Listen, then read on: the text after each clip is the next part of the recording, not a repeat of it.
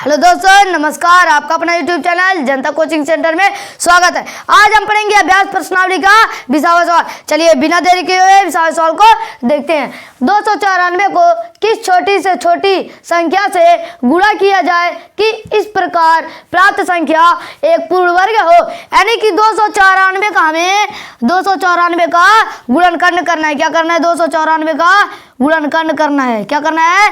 गुणनखंड करते हैं। इसका चलिए इसको 2 से काटते। 2 एकम 2, 2 चौको 8, बचा 1, 2 सते 14। अब इसे 3 से काटते हैं। 3 चौको 12, बचा 2, 3 नवा 27। अब इसको 7 से काटते हैं। 7 सते 49, 7 एकम 7। यानी कि इसमें देखना है किसका जोड़ा नहीं बनना। 2 का जोड़ा नहीं बनना, यानी कि 2 गुणे 3 का जोड़ा नहीं बनना है तो गुणे 3 कर लेंगे। 2 3 6, इसका जोड़ा बन रहा है। यानी कि 6 से 294 में गुणा करने पर 6 से 294 में गुणा करने पर 294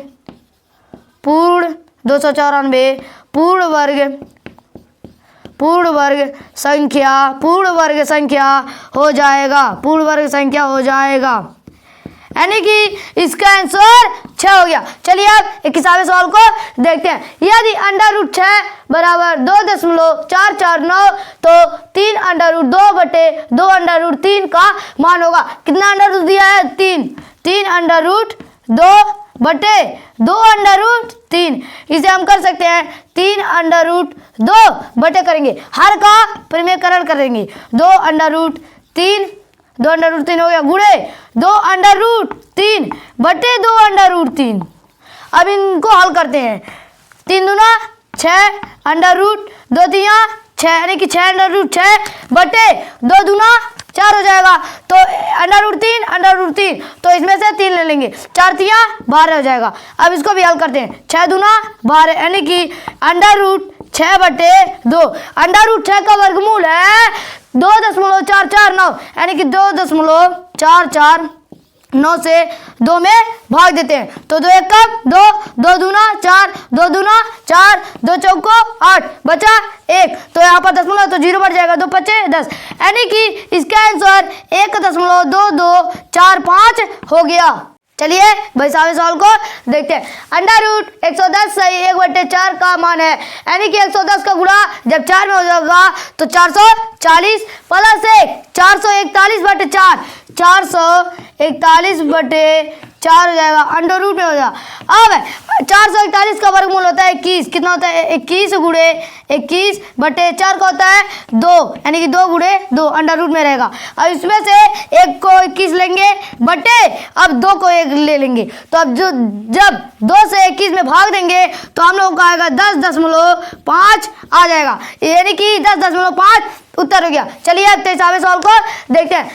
140 under root question mark plus 315 बराबर 1015, यानी कि यहाँ पर हम लोग यक्स मान लेते हैं। क्या मान लेते हैं? यक्स मान लेते हैं। तो 140 अंडर रूट यक्स प्लस है ना, तो बराबर करेंगे।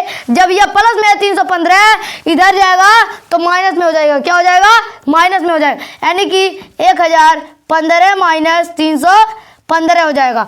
अब 140 अंडर रूट यक्स बराबर कितना हो जाएगा? 700 हो जाएगा। कितना हो जाएगा? 700 हो जाएगा। अब अंडर रूट यक्स बराबर हम लोग कर सकते हैं 700/140। अब यहाँ पर 0 कर दिए, 14 5 70, यानी कि अंडर रूट यक्स बराबर कितना आएगा? 5 आ गया। अब दोनों पक्षों का वर्ग करने पर क्या? दोनों पक्षों का वर्ग करने पर